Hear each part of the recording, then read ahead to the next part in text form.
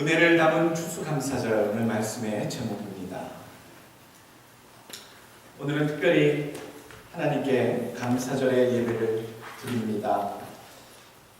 많은 예배를 드리지만 오늘 추수감사절, 이 감사절이라고 하는 절기로 예배를 드릴 때에 우리는 어떤 감사를 하나님께 드려야 할까?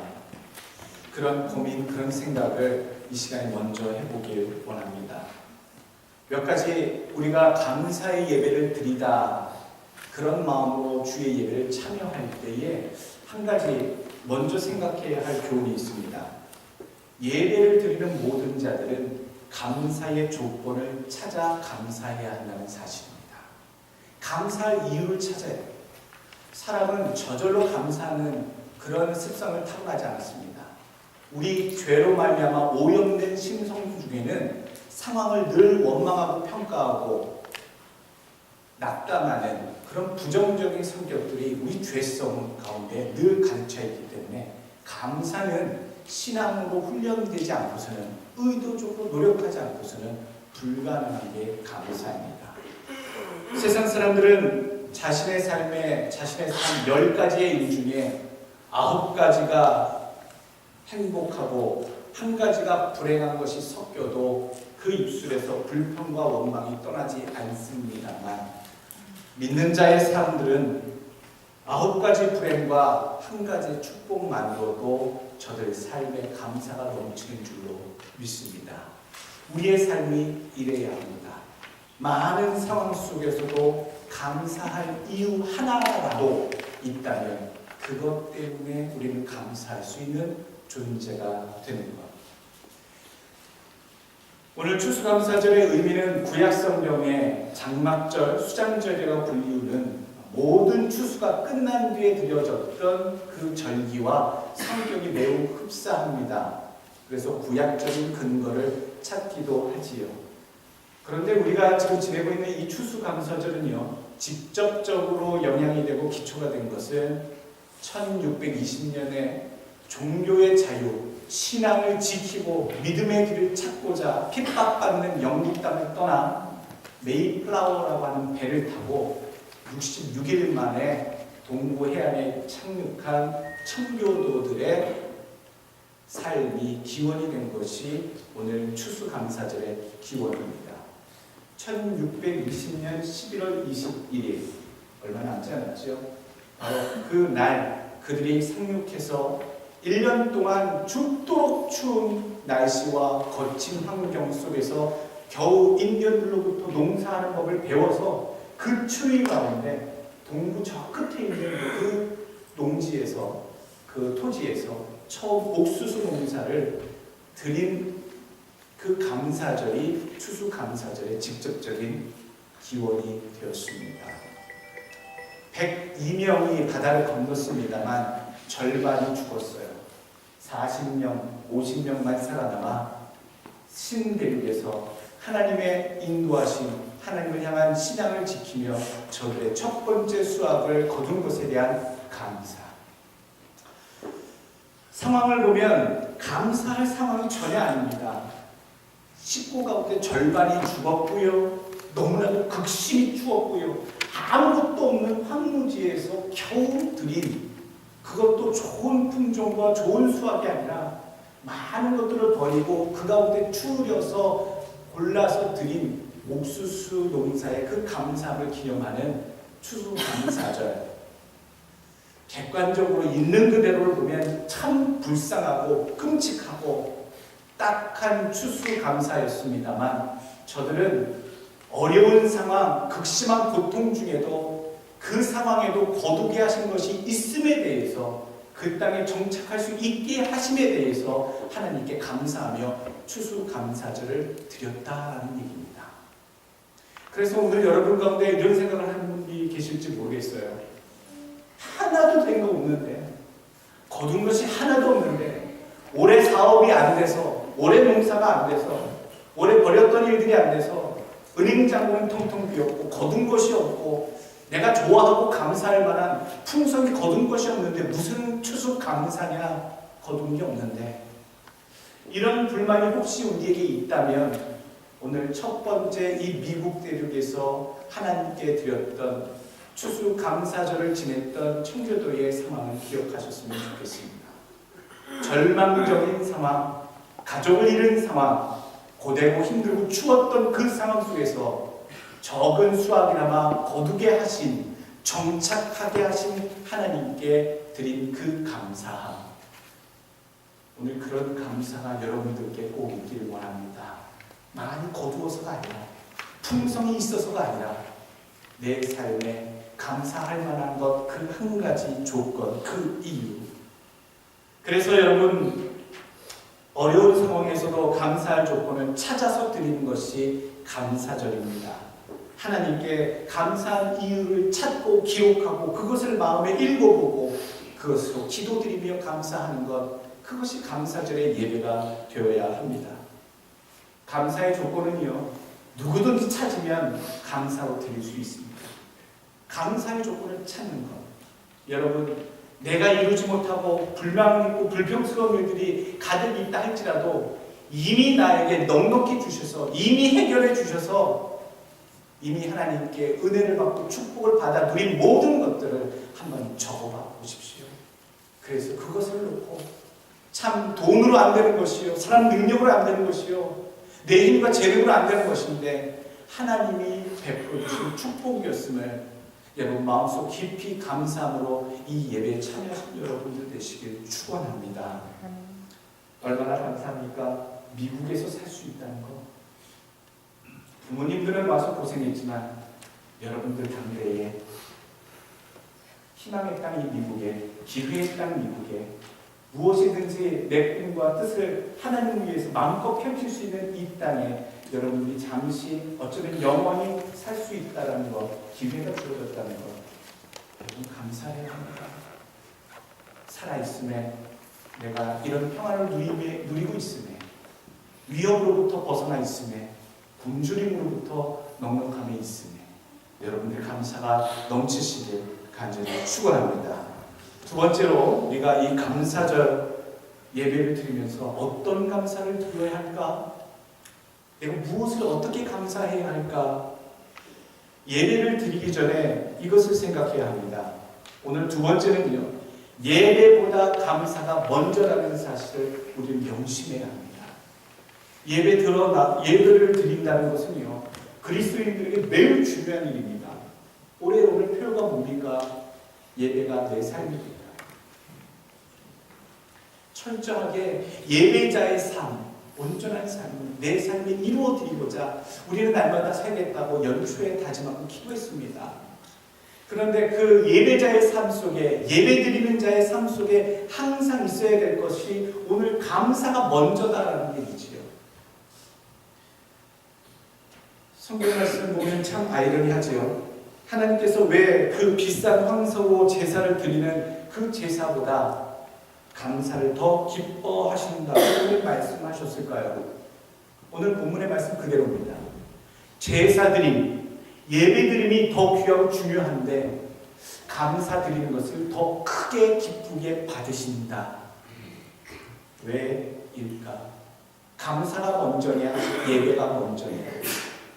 우리가 이렇게 생각하기보다 오늘 예배가 바로 감사로 드려지는 것이 예배라는 것이기 때문이지요. 예배는 감사한 마음이 먼저 담겨야 드려질 수 있는 것이 예배입니다. 여러분 마음속에 주의 전에 나와 예배할 때에 감사한 마음이 먼저 있어야 예배를 드릴 수 있다는 사실이죠. 엄밀히 말하면 예배는 감사의 출발이기 때문에 감사한 마음이 없이 이 예배당에 앉아서 예배를 드신다면 여러분들의 예배는 엄밀히 말하면 예배가 아닙니다. 예배의 의식에 그냥 앉아있는 것이지요. 예배는요, 감사한 마음을 가지고 시작하는 것이 예배다. 그런 사실입니다. 오늘 우리가 추수감사절 예배를 드립니다만 여러분 마음속에 누구랑 싸운 마음, 불평하는 마음, 화난 마음, 시기하는 마음, 다툼의 마음이 있다면 여러분 예배 드리는 것이 못 됩니다. 우리 마음속에 감사절의 예배, 이 시간에 앉아있는 여러분의 마음속에는 감사의 마음만 계실 줄로 믿습니다. 오늘 세 번째 우리에게 주시는 감사절의 귀한 의미는 가장 기뻐하실 이유로 감사를 드려야 한다는 거죠. 하나님이 어떻게 하시면 가장 기뻐하실까? 하나님이 어떤 말씀으로 어떤 마음으로 하나님께 나와 예배하면 가장 기뻐 예배하실까? 입이 튀어나오는 마음, 시기하는 마음, 불편한 마음, 속상한 마음, 이런 모든 우리의 상황이 있는데 어떻게 하면 하나님이 제일 기뻐하시는 예배 드려질 수 있게 할까?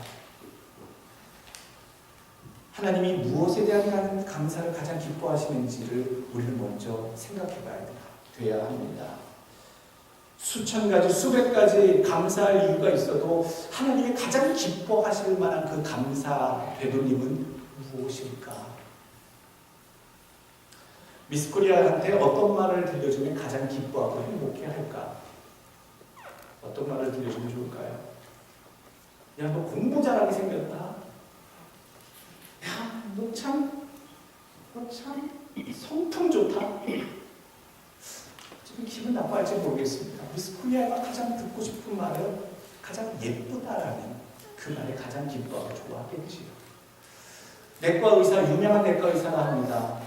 그 의사 선생님을 칭찬하고 그분께 감사하고 싶은 말을 한마디 건네려고 하는데, 여러분, 의사 선생님께 한마디 어떤 말을 하면 가장 기뻐한 반응을 보일까요? 의사 선생님 정말 잘생기셨습니다. 의사 선생님 정말 호남이십니다. 이 말로 가장 기뻐할까요? 의사 선생님 너무 귀티나고 계십니다. 의사 선생님 우리 아버님 같으십니다. 의사 선생님 인품이 좋으십니다. 여러분, 여러 가지로 그 의사를 기쁘게 할 수 있는 말을 할 수 있어요. 그런데요, 그 의사가 듣고 싶어하는 말이 뭔지 아십니까? 그 의사 선생님은요, 어떠한 칭찬의 말보다도, 기뻐하는 말보다도 당신 의사 선생님께서 수없이 많은 사람들을 수술을 하셔서 살려내신 명의라고 들었습니다. 맞으시지요? 그렇게 유명한 명의라고 하십니다. 맞습니까? 여러분, 그것만큼 기쁘게 하는 표현은 없을 겁니다. 목사로서 가장 듣고 싶어하는, 가장 기뻐하는 말이 뭡니까? 목사님 잘생겼네요. 목사님 귀티나네요. 귀공자 같네요. 목사님 뭐 좀 있어 보이네요. 뭐 이런 말들이 아니지요. 여러분, 목사님 성격 좋아 보이네요. 이런 것도 아닙니다. 단 한 가지예요. 목사님 많은 사람들 전도하고 생명 살리는 일, 구원하는 일, 주님 사역 순전하게 열심히 해서 귀한 사람들 구원 많이 하셨다며요. 참 많은 사람들 살려냈다며요. 위로했다며요. 구원시켰다며요. 목사님 덕에 예수 믿는 사람들 되게 많다며요. 이런 소리가 가장 기쁜 소리라는 거죠. 상급이 있는 축복이고요. 칭찬입니다.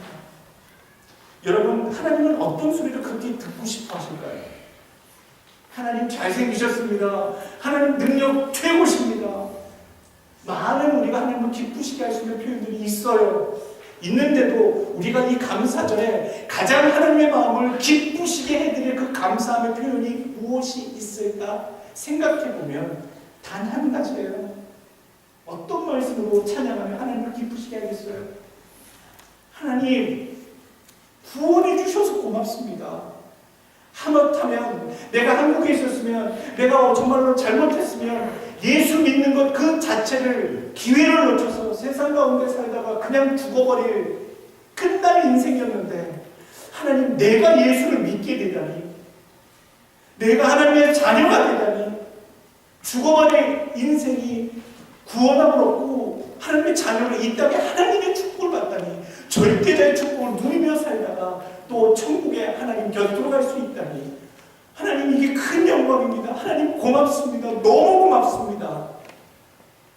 구원에 대한 감사, 구원해 주신 하나님에 대한 감사, 우리를 자녀 삼아 주신 것에 대한 감사가 가장 큰 감사라는 겁니다. 그 외에 많은 감사가 더욱더 넘치기를 원합니다만, 여러분들 주 앞에 나올 때는 우리 하나님께 크신 구원하심에 대한 감사가, 자녀 삼아주심에 대한 감사가 넘치시길 원합니다. 하박국 3장 17절 말씀, 비록 무화과 나무가 무성하지 못하며 포도나무에 열매가 없으며 감람나무에 소출이 없으며 밭에 먹을 것이 없으며 우리의 양이 없으며 외양간에 소가 없을지라도 나는 여호와로 말미암아 즐거워하며 나의 구원의 하나님으로 말미암아 기뻐하리로다. 아멘. 여러분들의 영혼 밑바닥서부터 깊은 곳에서부터 우러나오는 감사의 문장이 되시길 간절히 축원합니다. 네 번째 우리에게 주시는 교훈의 말씀입니다. 우리가 어떻게 감사할까? 중요한 것은요, 항상 감사해야 됩니다. 오늘 데살로니가전서 5장 16절, 17절, 18 어떻게 했죠? 항상 기뻐하라, 쉬지 말고 기도하라, 범사에 감사. 모든 일을 범사라고 얘기해요. 좋은 일도 감사하거니와 고달프고 속상한 일도 감사해야 된다는 얘기죠. 어떻게 사람이 좋은 일에는 사람이 감사할 수 있다고 칩시다. 그런데 어떻게 슬픈 일, 속상한 일, 불행한 일에 대해서 감사할 수 있단 말입니까?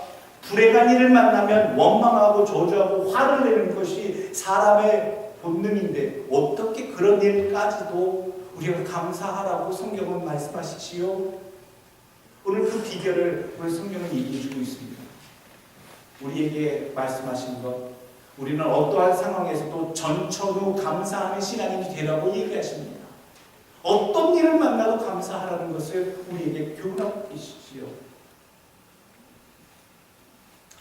비결이 있습니다. 한 가지 알려드리지요. 여러분, 어떤 일을 만나도 감사할 수 있다는 것은요, 믿음으로 그것을 바라보는 겁니다. 믿음으로 해석하는 겁니다. 팔이 부러지고 다치고 상하고 망하고 실패했는데도 불구하고 그것을 믿음의 눈으로 놓고 바라보면요, 절대로 완전히 망한 게 아니고 완전히 끝난 게 아니고 실패한 것이 아니라는 사실을 우리는 금세 발견하게 되지요. 사람은 그 인상을 보고 그 사람을 평가하기도 합니다. 여러분, 사람의 인상이 참 많은 것들을 보여줘요. 지금 어린아이들, 그 순수함이 담긴 그 어린아이들이 10년, 20년, 30년, 몇십 년을 살다 보면요, 어떻게 살아왔는지, 얼마나 웃는 일이 많았으며, 얼마나 슬픈 일이 많았으며, 얼마나 끔찍한 일을 경험했으며, 얼마나 행복한 삶 속에 표정 지으며 다 살아왔는지를 우리 인상이라고 하는 그 짧은 판 속에 다 담겨져 있기 때문이지요. 인상을 보면 그 사람이 살아온 삶의 척도, 삶이 어땠는지를 아는 척도가 된다. 그런데 신앙을 보면, 여러분, 감사하는 그 상황을 보면 그 사람이 어떤 믿음의 상태인지를 알게 해주는 척도가 바로 감사하는 태도라는 겁니다. 감사하는 것 아무나 못합니다. 믿음의 훈련을 받고 수준에 오른 자들만이 할 수 있는 감사. 반대로 그 감사함을 우리 삶 속에 옮긴다면, 실천한다면 우리의 믿음이 그만큼 깊어진다는 사실, 연관되어 있다는 것이죠. 믿음으로 해석해야 감사가 나옵니다. 우리가 어떤 일을 만나도요, 하나님께서 그 일을 통해서 선한 일이 되도록, 합력하여 선을 이루도록 하실 것을 믿습니다. 지금은 끔찍한 것을 눈에 보오나 하나님, 이 일이 하나님께서 협력하시고 하나님께서 붙드심으로 전화위복의 놀라운 일이 펼쳐질 줄로 하나님, 저는 믿습니다. 이렇게 생각할 때에 우리는 감사함의 믿음을 소유할 수 있다는 것이죠. 욥을 생각해 보십시오. 한날에 12명의 자녀를 잃어버렸습니다. 가지고 있던 모든 재산들을 다 날렸습니다. 그리고 머리끝부터 발끝까지 온몸에 악창이 나서 고통 중에 있었습니다. 그런데 그런 객관적인 끔찍한 상황 속에서도 이 욥은 나는 저주받았다, 끔찍하다, 끝났다라고 푸념하지 아니하고 그렇게 얘기합니다. 내가 가는 길을 그가 하시나니 그가 나를 단련하신 후에는 내가 정금같이 나오리라. 어떻게 자기의 상황을 바라보고 있어요? 하나님께서 내 인생길을 아시고 하나님께서 이 상황을 통해 나를 믿음의 사람으로 단련하신 후에는 내가 정련된 금과 같은 순금과 같은 정금과 같은 믿음의 소유자로 나는 다시 거듭 태어날 것이다 라고 스스로에 대해 평가를 하고 있어요. 이것이 모든 상황을 감사함으로 바라볼 수 있는 믿음의 눈입니다. 칼 메닝거라는 철학자는 그렇게 얘기했습니다. 태도는 사실보다 먼저다. 어떠한 사실, 어떠한 상황이 주어진 것들보다 그것을 바라보는 태도. 우리 한국 속담에 그런 말이 있죠. 꿈보다 해몽일세 라는 얘기가 있어요. 어떤 끔찍한 꿈을 꿨어도 그것을 해몽을 어떻게 하느냐에 따라 그것이 내 삶에 어떻게 감사한 일로 바뀌는지 같은 원리로 우리가 생각해야 합니다. 여러분 참 힘드시고 어려운 일이 우리의 삶 속에 있을지라도 그것을 내 눈, 세상의 기준으로 바라보지 마시고요. 믿음의 눈을 장착하시고 바라보십시오. 장차 이 속썩이는 이 자식이, 장차 속썩이는 이 남편이, 이 아내가, 내 주어진 끔찍한 내 주변의 상황들이 믿음의 눈으로 보았을 때 장차 어떻게 변화될 첫 번째 단계인지를 여러분 바라보시고 굳건히 감사함을 드릴 수 있는 믿음의 소유자들 되시길 간절히 축원합니다. 놀라운 사람이 있어요. 어떻게 생각할까? 황금의 입이라 불렸던 믿음의 사람 크리소스톰이라고 하는 믿음의 교부가 있습니다. 그런데 이 교부가 로마에서 복음을 전하다가 로마 군인들한테 끌려갑니다. 그리고 감옥에 갇힙니다. 그러자 그렇게 기도합니다. 하나님, 이 감옥에서도 복음을 들을 자가 있어 저를 이곳에 보내셨군요. 감사합니다. 그리고 그 감옥에 있을 때 얼마 뒤에 사형이 선고됐어요. 이제 사형에 처해져서 죽게 되었다고 선포가 된 거지요. 그러자 이번엔 이렇게 기도합니다. 하나님, 나같이 천한 죄인을 순교자의 단열에 들어가게 하시니 감사합니다. 내가 순교자가 될 수 있다니 하나님 너무나도 감사합니다. 그런데 그리고 좀 지나서 사형이 집행될 줄 알았는데 사형이 취소가 되고 놓여지게 됐어요. 풀어지게 됐어요. 그러자 그렇게 기도합니다. 하나님, 아직도 이 종이 이 땅에서 할 일이 남아있군요. 감사합니다. 제가 충성을 다하겠습니다. 이렇게 기도했다라고 합니다. 주어진 상황을 보면 끔찍하고 앞이 없고 앞날이 없는데 그 상황 속에서 하나님을 믿음의 눈으로 바라볼 때에 이런 기도를 드렸던 교부 크리스토스톰 참 대단한 감사함의 믿음을 가졌구나. 모든 상황을 믿음의 눈으로 바라보는 그런 능력을 여러분 잘 훈련하시길 간절히 바랍니다. 마지막으로 우리가 감사절을 어떻게 드려야 할까? 우리가 감사절을 드리는 마지막 해야 할 행동은요, 하나님께 드리는 것과 내 주변에 나누는 것, 드림과 나눔입니다. 하나님 앞에 드리는 것과 내 주변의 삶에 그 감사한 것들을 나누는 것. 말로만 드리는 것이 감사가 아닙니다. 하나님께 감사할 것이 많다고요. 하나님이 해결해 주지 않았다면 여러분 안 될 일들이 얼마나 많았는지요. 우리가 신세진 사람들한테는 우리가 한 통 많이 쓰잖아요. 비싼 식당에 가서도 밥을 사주기도 하고 선물을 주기도 하고 너무나도 고마웠다고 신세졌다고 도움 없었으면 끝장날 뻔했다고 이런 우리의 액션이 우리의 삶 속에 늘 있었다면 우리 하나님께는 어떤 감사를 과연 드려야 할까? 오늘 하나님께 드리는 자는 인색함이 없게 드려지길 원합니다. 하나님이 베풀어 주시고 허락해 주신 그 축복이 얼마나 내 삶에 중요했고 컸음을 인지하시고 여러분 우리 마음속에 정성을 다한 드려지는 귀한 헌금과 물질과 또한 우리의 삶을 드리는 그 헌신이 여러분 감사절에 분명히 있기를 원합니다. 말씀드렸던 두 번째는요 나눔입니다. 감사한 것을 우리가 그렇게 받았다면 감사함을 나누십시오. 나눌 때에 2배가 됩니다. 슬픔은 나눌 때에 절반이 되고 즐거우게 감사한 일은 나눌 때에 2배가 된다는 말씀입니다. 하나님의 그 감사를 어떻게 되돌릴까? 하나님께 드리는 그 귀한 예물, 그 감사한 마음, 동시에 세상에는 내가 하나님의 받은 그 축복을 나누는 일로서 하나님의 영광을 드러내는 일. 오늘 주변에 분들 계시면 전화하십시오. 내가 예수님의 그 감사함으로 내가 대접하고 싶습니다. 평소에 신세 졌던 분들 찾아가서 내지 마시고 아무런 관계없고 아무런 빚진 마음 없는데도 불구하고 마음에 감동 주시는 분들 전화하십시오. 오늘 만나십시오. 좋은 것으로 서로 나누십시오.